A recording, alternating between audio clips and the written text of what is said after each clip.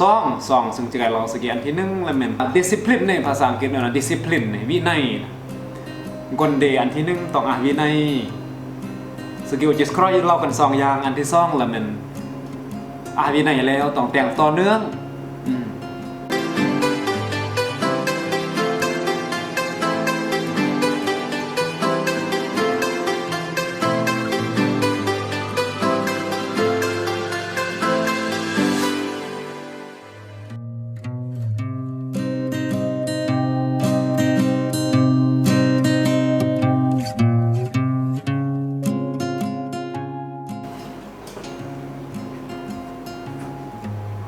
สมัยแล้วก่อนกระมวลตุกระมวลจุ่มก่อนครั้งไก่เบือบย่อครั้งไก่เบือบย่อไม่เดือมันดอกเพลงของเราเรื่องเบือบย่อไม่เดือ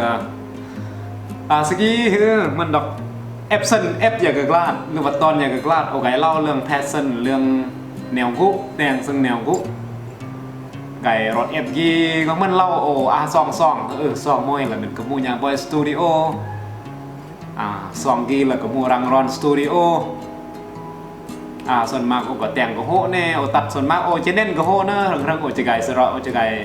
แต่งวิดีโอสร้างคอนเทนต์ซองกีส่วนมากก็จะมาเราสระเราไก่หมอกไก่ซ้อนไก่แลกเปลี่ยนแนวเลาะตะกัดอย่าก่อนกระมูลตุกระมูลอีจุ่มคนยงมาไตแฮมบึงหย่อหมอกกำส่วนมากนะผิดพลาดประการมันก็ขอโทษขออภัยบึงบ่อยิ้มหลายยิ้มคนแล้วสกี้จูไก่เรา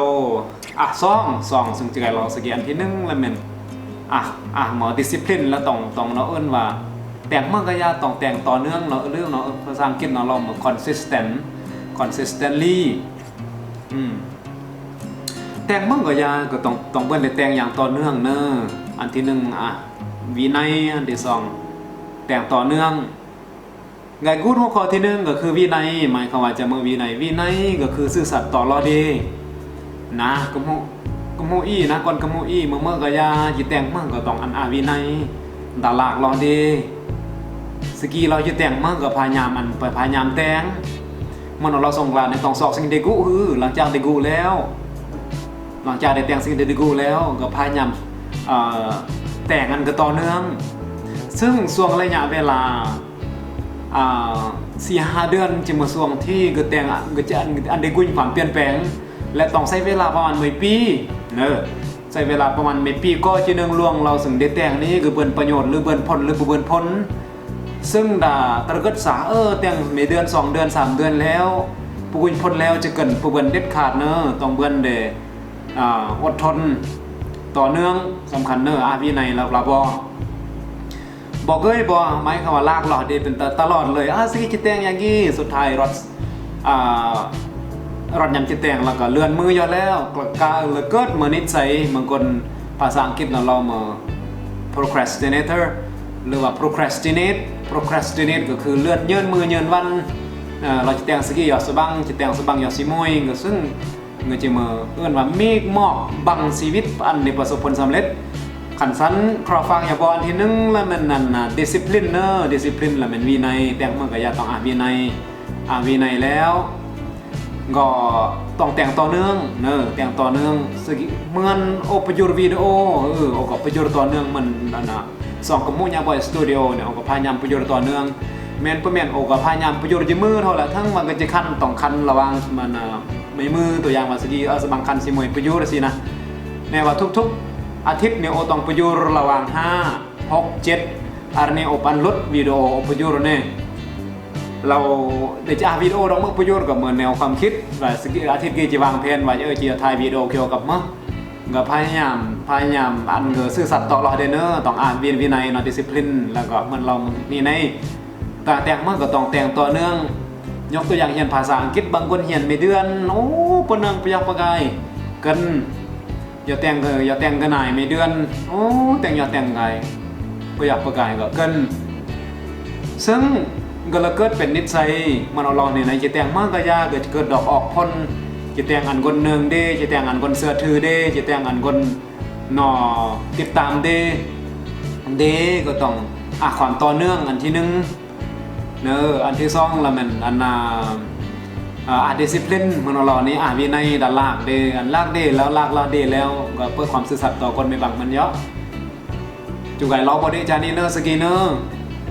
แต่งเมื่อกยานึ่งอันดิสซิปลินหรือวินัยอันที่สองเราเป็นต้อง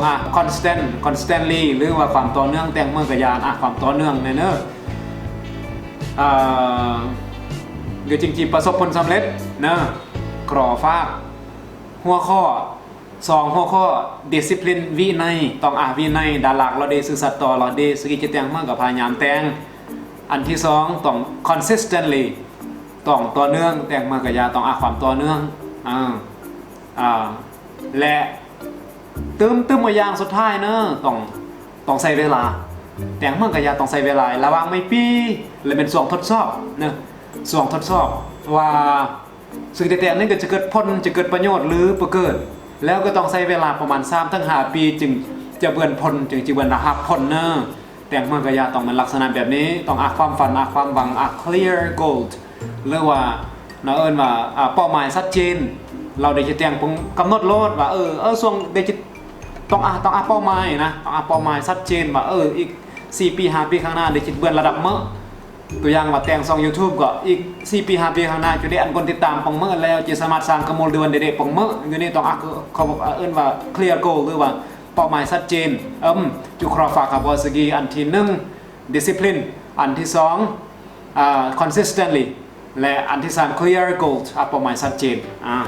ทุกอย่างต้องใช้เวลาโอเคอันที่ประสบผลสำเร็จแท้ๆจุย่อยกระมูแท้ๆจุแต่งอันความเปลี่ยนแปลงสู่สังคมสู่คนไม่บังต้องคนคิดและ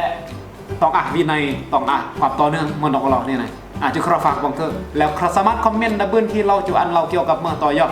ที่พยายามสร้างคลิปวิดีโอเพื่ออันกำลังใจก่อนกำมูอีเดเพื่ออันกำมูอีแนวแย่งอันกำมูอีพัฒนาอันกำมูอีแนวความคิดสร้างสรรค์แนวเกิดแนวเยรอันเยก่อนอีเบือนดิกุยเบือนดิแย่งต่อยอดกูดda YouTube อันกุยกำมูเดอันมากกูดdaโกโก้กูดอินเทอร์เน็ตอันกุยกมูเดอันมากพิมพ์มาอันกกุยเนอะพิมพ์วิดีโออันกกุยพิมพ์ข้อมูลอันกกุยแต่นี้จะเกิดขึ้นเพื่อนอันอีประจับติเหยาะแตงอันอีเปื่อยย่อยเหยาะแตงคนหลายแง่หลักก้อยแตงยีไม่แตงกันไหนเนอะคนกมูรักเหยาะสมัครที่เหยาะรักแพงเหยาะรักพอพันรักภาษาและสำคัญที่สุดและมันหลักรักกมูอีจะครองเราบังเกิดซึมใหม่เลย